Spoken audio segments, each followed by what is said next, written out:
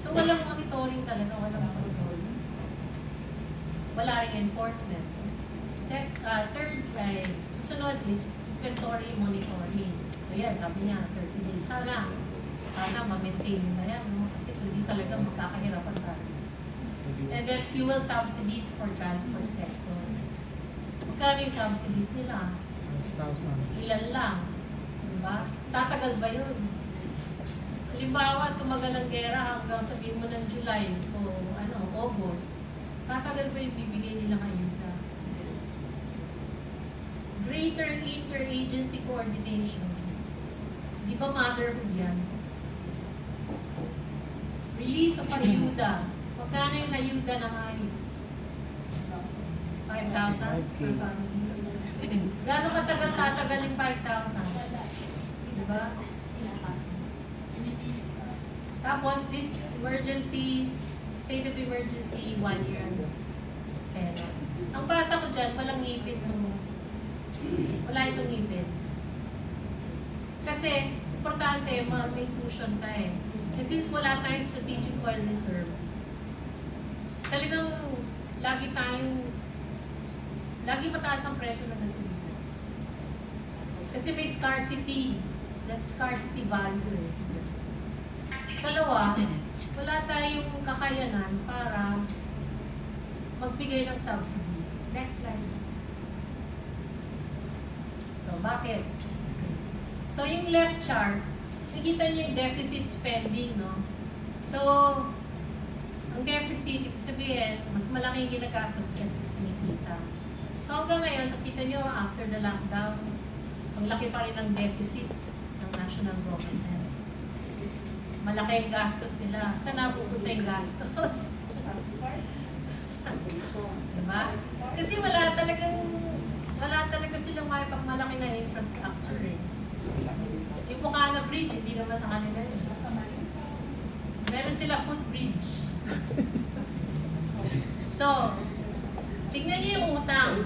Yung sa kanan, yun yung debt to GDP. Kumbaga, pag mineasure mo yung laki ng utang compared sa yung gross domestic product, tingnan nyo naman, after the lockdown, hindi talaga bumaba.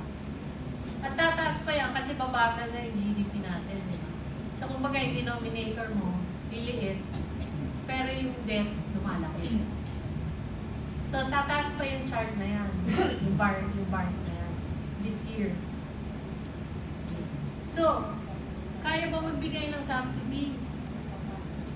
Pag sinuspend nila yung energy, yung excise tax, pag sinuspend nila, that's 150 to 180 billion pesos per year. Saan nila kukunin yun? Utang na naman sila. Pag umutang sila, sigurado ba tayo magagamit yan ng mga tao? So yun yung dyan eh. Diba? Yung governance is very bad. Kasi gumagastos sila pero hindi nararamdaman ng mga tao. Next slide. So saan tayo pupunta? This year, the following years, tataas ba, steady lang, o bababa pa yun? Next slide please. Ito sabi ni Auntie Claire. Yung date is January 2016. Sabi niya, okay pa naman ang investment climate. Diba? Ganyan. January 2026 yan ha. Next, click ulit yung slide. Ayan. January 2026, investor confidence went down, is down to just 0.9%. Galing sa Bangko Sentral yung data na yan. Okay, hindi yan inimbento. So kung makikita nyo, talagang pabagsak yung investor confidence, business confidence. Siyempre, nung lockdown, bumagsak siya. Pero umakyat ulit, di ba? Ngayon, 0.9. So parang wala rin. Wala talaga ng kumpiyansa. So, paano ka makaka-attract? So, maski pumunta si BBM sa US, maski matuyo yung laway niya doon, hindi pupunta yung investors dito. Wala silang kumpiyansa. Next slide. So, itong perception nila sa governance, di ba? So, ang score natin, it's only 32 out of 100. Baba naman. Kasi kung di, hanggang ngayon nga, matindi yung corruption, tapos walang accountability. Walang accountability. So, anong perception mo? Anong governance ang sinasabi mo? Wala ka pang napapakulong. Ang gusto nila ipakulong yung vice presidente. Okay. Sige, pakulong nila. Pero dapat magpakulong sila ng mas malalaking isda. Diba? Kung talagang may kaso sila kay vice presidente, dapat kasuhan din nila yung mas malalaking fish, isda. Next slide. Ito ang pinakamatindi at isa pang worry ko kasi hindi naman matatapos yung baha. Pag dumating ang rainy season, marami pa rin babahay. Pag tinignan nyo ngayon yung ibang bansa, yung Hawaii, yung Japan, bumabaha na ngayon sa kanila kasi matindi yung winter, so maraming snow. So ngayon natutunaw ang snow, nagiging kulang. So tumataas ang rain level. Pero wala nang flood control eh. Diba?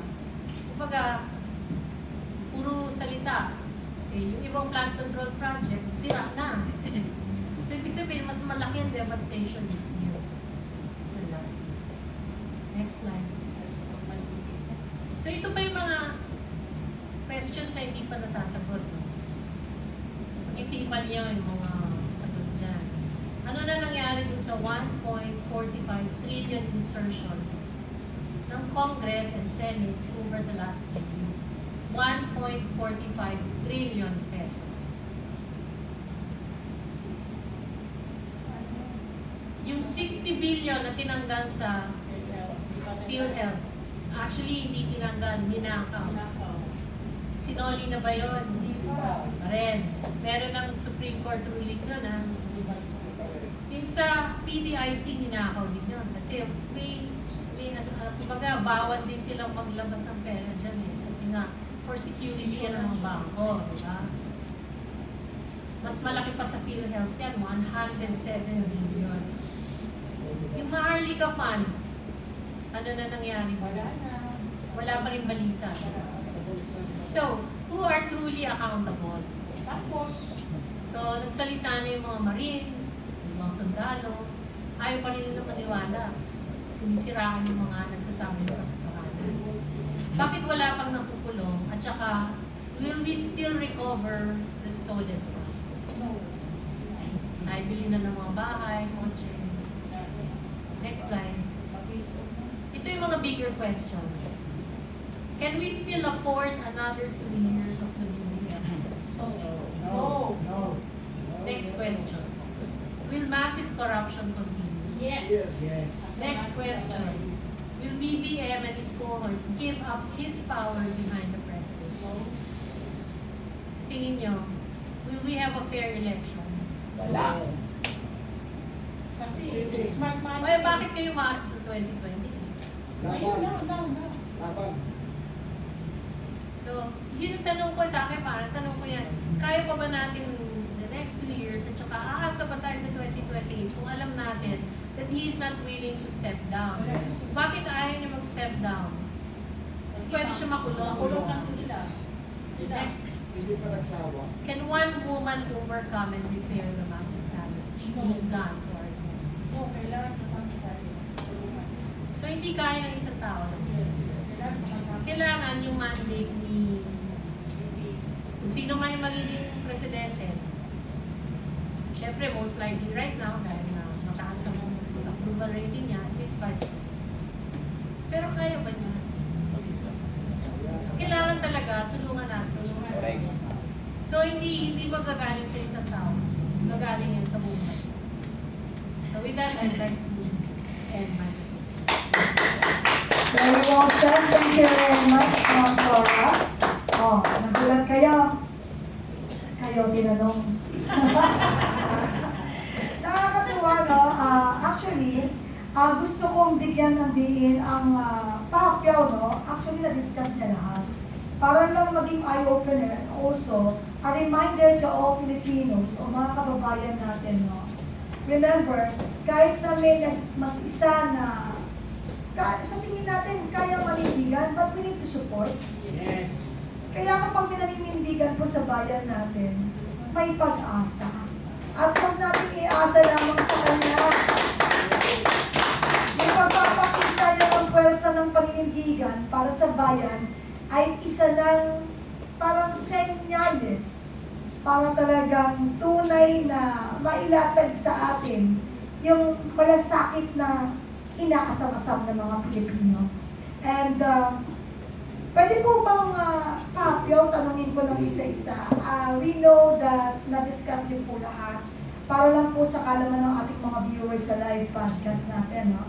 Ma'am Corazon Quidote, yung kondisyon po ng ating ekonomiya sa bansa, in light of the ongoing Middle East crisis is talagang scary.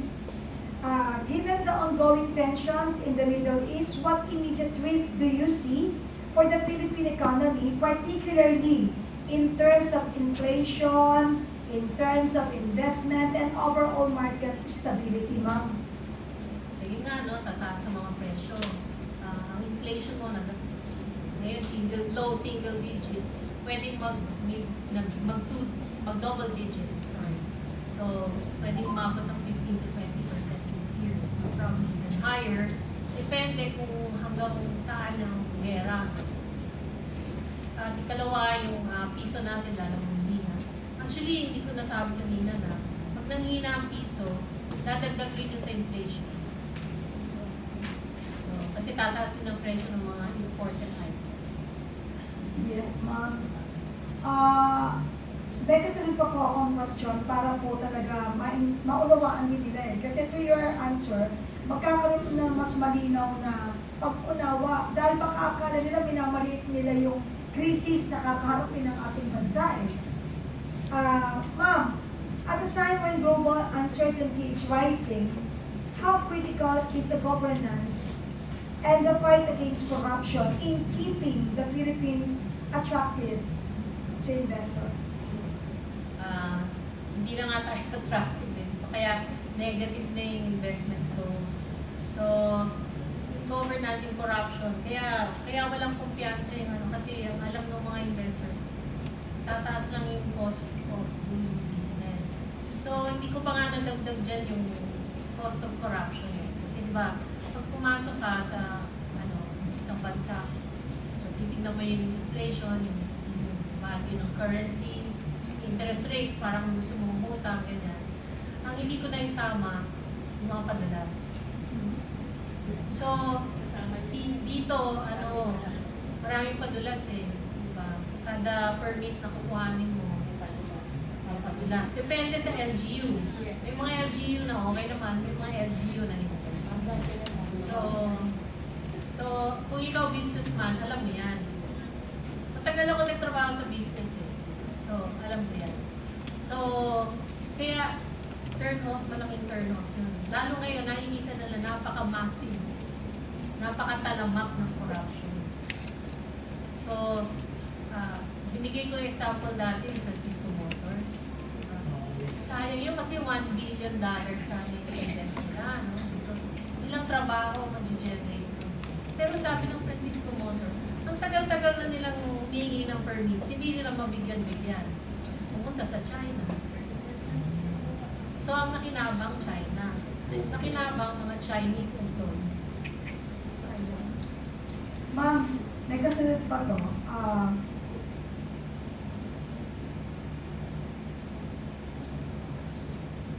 Do you believe the Philippine economy today is resilient enough to withstand external shocks like a Middle East crisis?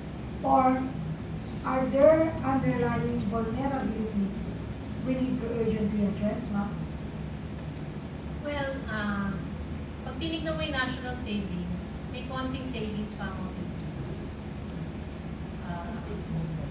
May dollar reserves pa tayo, malaki pa naman. Like I said, yung import cover natin, 7 months. So, kaya pa. Pero kung tumuloy-tuloy ito, crisis, tsaka kung tumuloy-tuloy yung corruption, siguro we have a buffer of 1 to 2 years. Kaya nga sabi ko, kaya pa ba natin yung 2 years na ganito ang governance? Sigurado na sa Kasi sayang yung pinundar natin eh. Na ako nang inayin ko sa pinundar at saka yung potential. Kasi yung potential is 7 to 8% growth every year in GDP. We're just growing by 4. This year, swerte tayo kung tumaas pa ang economy ng 3%. So yun yung ano pa lang, fearless forecast ko. Swerte pa tayo kung mga 3% tapos. Naku, nakakatakot. Kaya kailangan mga kababayan, gumising tayo, no? Susugan ko lang isa pang question si Ma'am para talaga imulat natin ang mata ng ating mga kababayan sa totoong nangyayari sa ating pong bansa. Ma'am, in this complex global environment, what should be the top 3 priorities of government to protect economic stability and sustain growth? Well, first of all, address the corruption. Second, reduce spend government. Kasi yung corruption kasi, pag kinurtail mo yan, bababa, or not necessarily bababa, pero yung pera mapupunta sa tamang projects and it will generate jobs. Pinaka-importante is for the government to generate jobs para hindi magutom yung mga tao. Kasi ang unemployment mo, sigurado aakyat yun this year. So yun ang pinaka-importante. Ma'am, alam niyo, no, tama po yung sinabi niyo, pinaka-importante dahil mag-generate tayo ng more jobs sa mga Pilipino. Kasi kahit pa paano, mabubuhay sila ng marangal, mayaangat nila ang antas ng kanilang kabuhayan, at kasama yung magandang oportunidad at future para sa kanilang mga pamilya. Ang nakapanlulumo lang kasi kasama dito yung mga job opportunities kuno-kuno, pero hindi naman pala totoo.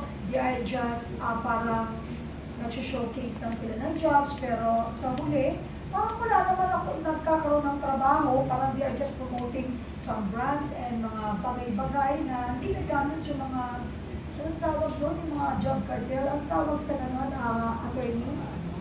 Di ba may mga laging, laging may ganon sa iba't ibang mga lugar.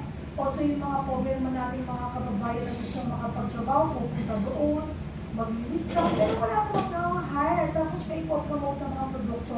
Yan ang isa sa crime ng mga pumipila, lumuluwas para makatay, no? Sana naman magbago na sila kasi kaawa-awa naman ang ating mga kababayan. Moving forward po, ma'am, I will give the floor now to our moderator, Attorney Yvette Contacto, to continue yung mga question na dapat po mailatag sa ating po mga kababayan. Okay, maraming salamat ka, Penny. Ma'am Cora, no, are we underestimating the real economic threat of the Middle East crisis? Or could this trigger another inflation surge or even capital flight from the Philippines? I think if you listen to the spokesperson of